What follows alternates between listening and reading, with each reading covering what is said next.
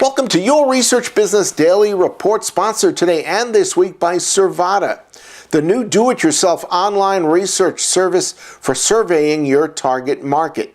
If you like Google consumer surveys, you've got to check out Sirvada. The impact of tweeting on retailers was recently investigated by Conversocial in a 24-hour study. New York University professors gathered Twitter conversations that pertain to Costco, Kroger, Safeway, and Walgreens, and they concluded that 37% of the collected tweets were customer service oriented. Conversocial CEO Joshua March analyzed, quote, customer service focused brands that can preemptively respond to customers before they turn to more expensive customer service channels will reap multiple benefits, including increased ROI, brand protection, and reduced customer attrition rates, end of quote.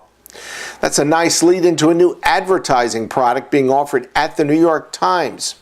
Twitter trending software dubbed Cascade already is being used by New York Times editors and reporters in order to watch and track the traction any of their stories get online via social media.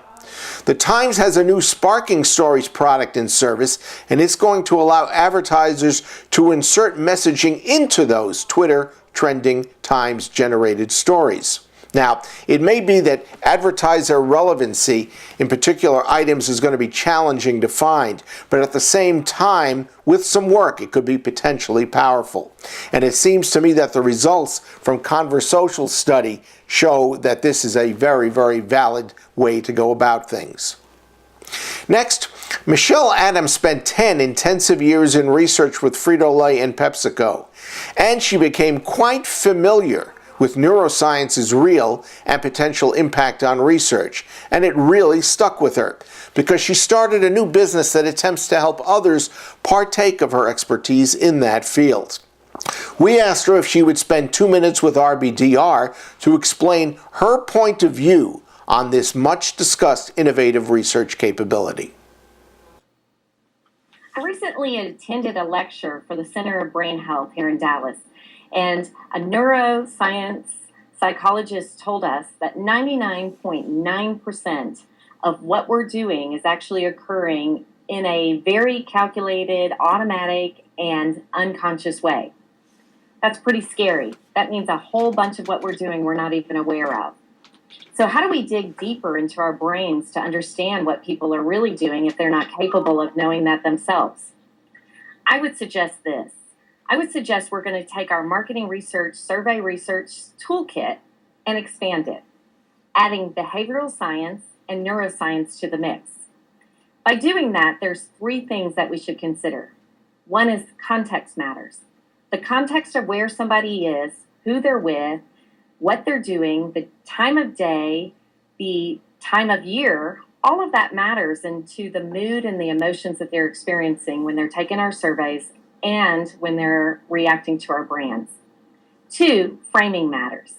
By that I mean we need to frame our questions in a way that assumes that people are irrational in their thought process. And by that, we're going to engage the psychologists and the field of behavioral science to help us get there, to get to the questions in the way that will get that first reaction, that subconscious response as best we can. And third, understanding that the subconscious does matter. It really does. And some categories are harder than others. We don't need to do this on rational categories where there's little to no thought or emotion put in. But for those categories like health and beauty and understanding health categories overall in food, it does matter. There's a lot of emotional baggage. And with emotional baggage comes insecurities. So when those things are triggered, we're going to have to work harder. And I'm convinced that no one person or no one agency or company right now has it all figured out. But working together, we can take what we've done in traditional survey research and add to it to solve the harder questions that are arising now that we've learned more about our brains and how difficult it is to understand them. We're going to be pleasantly encouraged about what the future has. My name is Michelle Adams, and my 2 minutes are up. That's your Research Business Daily Report, sponsored today and this week by Sirvada. Click on the video below this screen to see in 90 seconds why fans of Google consumer surveys ought to be investigating Sirvada. Have a great research day, and please join us again tomorrow.